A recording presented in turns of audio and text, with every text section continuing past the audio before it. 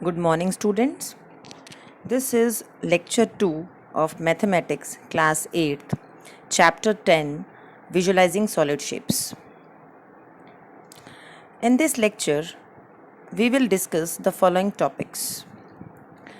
We will recapitulate previous concepts, concept of mapping around us, examples of maps we will study, faces, vertices and edges. We will know about faces, vertices and edges, and we will discuss the homework solutions of the previous lecture, that is lecture number 1. Let us recapitulate what we have studied in the previous lecture. We have studied about dimensions. So what are dimensions, or what is a dimension? Basically, dimension is a measurable length along a direction. Dimensions are length, breadth or width or height or depth, you can say. Then we have studied about 1D, 2D and 3D shapes. Based on the number of dimensions a figure has, there are one-dimensional, two-dimensional and three-dimensional figures. What are one-dimensional figures? That is 1D figures or shapes. They do not enclose any area and have only one direction or one dimension. As the name indicates, one-dimensional shapes, so it will be having only one dimension. A ray or a line segment is the example of 1D. Then we have studied about 2D figures or 2D shapes. What are two-dimensional figures? They have length and breadth or width. That is, they have two dimensions and they have an area associated with them, like squares, rectangles. We have studied the examples also. Then we have studied about three-dimensional figures, and basically three-dimensional figures are the solid shapes. Shapes which can be measured in three directions are called three-dimensional shapes, and these shapes are also called solid shapes. So length, width and height are their dimensions. And we have seen that cubes, cuboid, cylinder, cone are all three-dimensional shapes. Then we have studied how the three-dimensional shapes are formed. Formation and perspectives of three-dimensional shapes we have studied. How three-dimensional shapes are formed? Stacking of two-dimensional figures results in three-dimensional shapes or three-dimensional figures. This stacking can be in linear manner or in a circular manner. Then we have studied about perspectives of looking at a solid. So when we see at a solid object, it is not necessary that whole solid object can be seen from one position. A solid can be seen from different angles having different looks. So we have learnt about front view, side view and top view. And coming to the topic, today's topic, which is mapping space around us. Students, all through these years, we have been dealing with different types of maps, like we have studied world map, regional maps we have gone through, maps of various parks we have seen, and how can we forget the Google map? These maps make our migration easier from one place to another. Have you ever thought what our life would have been without these maps? How would we be able to move to different places if there would have been no maps to help us get directions? So, a map depicts the location of a particular object or place in relation to other objects or places. So, what is the need of map? So, these maps make our migration easier from one place to another. We can also determine the distance between two positions with the help of a map. We take the help of scales in such cases. In the map also, scales are being mentioned, and so with the help of that scale, we can determine the distance between two positions with the help of map. A map scale is nothing but the measure of one unit shown in the map. So, what is the mapping space around us? In this we are supposed to make the map of a city. Exercise 10.2 of your NCERT book is based on this concept, that is mapping space around us. In this, different situations, different scenarios are being given to you, and on the basis of that, you are supposed to make the maps or help another person to reach to a one location. Like map depicts the location of a particular object or place in relation to the other objects. Like we use Google Maps. If we want to go to any one place and we do not know the directions or the route for that particular place, then we use Google Map. Likewise, we need to create maps for different situations in exercise 10.2 NCERT. Now, so what is the need of map? Maps make our migration easier from one place to another. We can also determine the distance between two positions with the help of a map. We take the help of scales in such case. So, if we want to determine the distance between two positions, then we can use map scale. Map scale is basically the measurement of one unit shown in the map. Now, some important points. Let us have a look on some important points related to the map.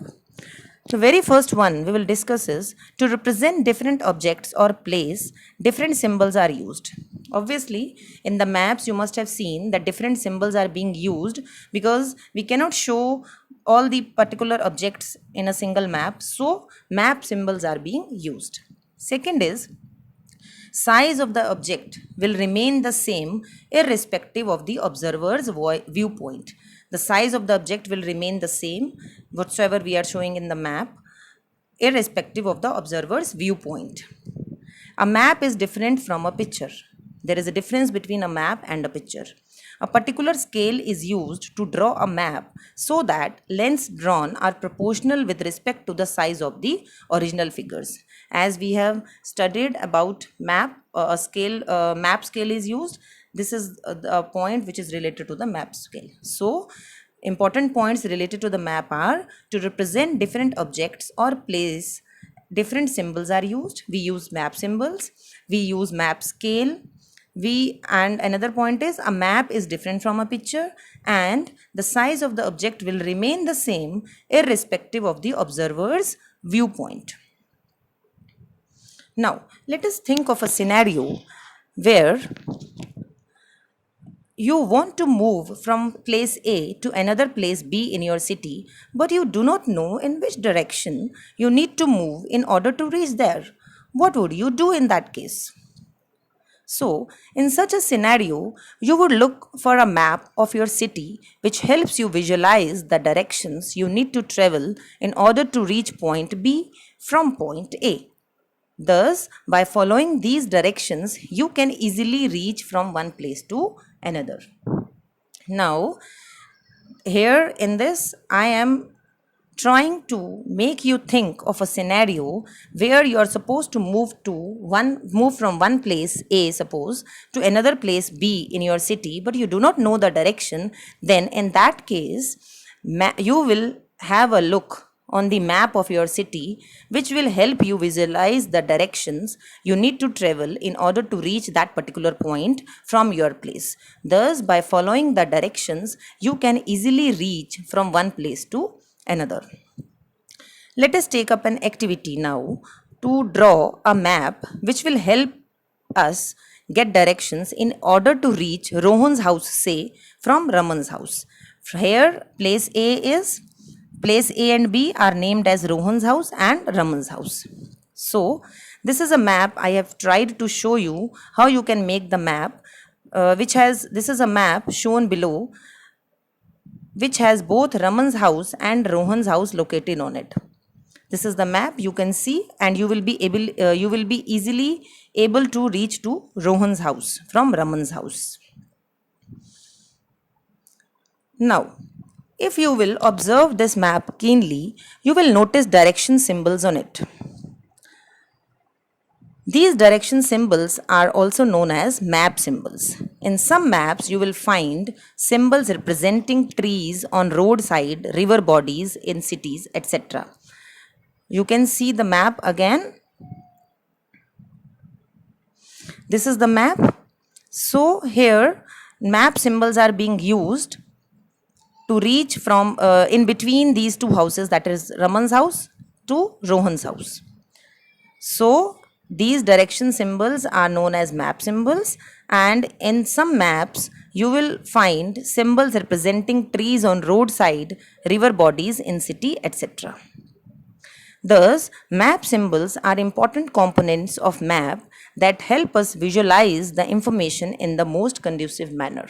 So one needs to be careful about the map symbols which are to be used while making a map for a particular scenario or for a particular activity or for a particular city. Now, examples to make maps for different situations. I have tried to show you the map of a city where the areas are being marked in between like A, B, C. Likewise, you can use or mark the areas and Market Street, Ship Street. These are the streets which I have tried to show you. Likewise, you can make a map. That is, I told you that in exercise 10.2, you are supposed to make the maps based on the different scenarios or the different situations. And in that, you can use map symbols. As I told you, map symbols can be used while making maps. You can use the scale, you can show your creativity by making different symbols representing trees, road signs, etc. Then map of a city. Let us take an example of map of a city. Here, this is the map of a city. Here it is, though it is written in words like police station, fire station, bus depot, lake, you can use the symbols, but on the side, on the left hand side or on the right hand side, you need to represent which symbol, or you need to write down which symbol you are taking for which place. Lake, city park, like school, senior secondary school, roads are being made, Nehru Road. You can give names to different roads, hospitals are there. You can imagine the places or the areas which will be a part of your map, and then accordingly you can use the symbols, map symbols, and you can use the scale. You can use the colors also to show that blue color is for water, that is a lake. Likewise, you can use different colors also and different symbols and different maps to make the map of a city or whatsoever is the scenario given to you in the question. Now, coming to faces, edges and vertices. Faces, all the flat surfaces of the 3D shapes are the faces.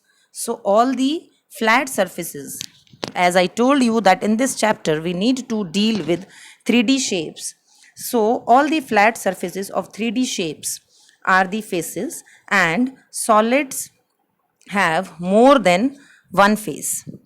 Or we can say that the polygonal regions forming a polyhedron. Polygonal regions and polyhedron, these are the words which we will be discussing in the next slide or next lecture. Here, in layman's language, you can understand this, that all the flat surfaces of the 3D shapes are the faces. Faces, edges and vertices you must have studied in your previous class also, so you must be having idea. Solids have more than one face. So cube and cuboids have 6 faces. So what are edges now? Line segment which acts as an interface between two faces is called an edge. So it is the line segment that joins two vertices. So what are faces? All the flat surfaces of the 3D shapes are the faces. Solids have more than one face. For example, cube and cuboids have 6 faces. I will show you one figure also which will make it more clear to you. Edges, line segment which acts as an interface between two faces is called an edge. It is the line segment that joins two vertices. Cube and cuboids have 12 edges. Coming to vertex, a vertex is a point where two or more edges meet. These are the corner points. So what is a vertex? A vertex is a point where two or more edges meet. These are the corner points. For example, cube and cuboids have 8 vertices. So I hope definition of faces, edges and vertices or vertex, it is clear to you. Let us understand this with the help of this figure. So clearly faces, vertices and edges are being shown with the help of the arrows, and these faces, blue, red and yellow colored, these are the faces. Vertices, they are the points where two or more edges meet, and edges are the line segment you can see easily, and using the arrows I have tried to make it more clear to you. So I hope vertices, edges and faces are very much clear to you.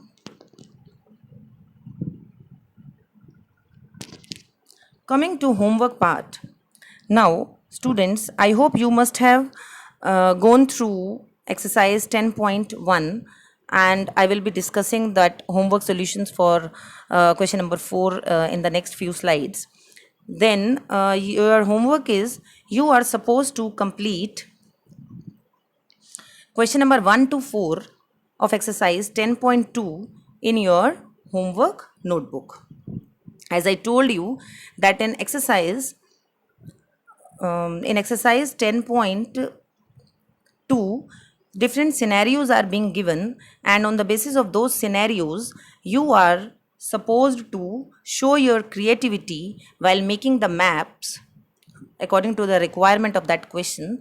And then you can use your map symbols, you can use your map scale, you can use map scale also to show the measurement of any particular place, or as we have discussed, what do you mean by map scales, what do you mean by map symbols. Likewise, you accordingly, with the help of those concepts, I hope you will be able to make the maps of this exercise 10.2. So today what we have learnt? We have learnt about mapping space around us.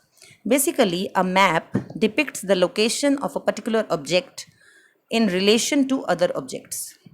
Maps make our migration easier from one place to another, and we can also determine the distance between two positions with the help of map. Then we have studied about map scale. What do you mean by a map scale?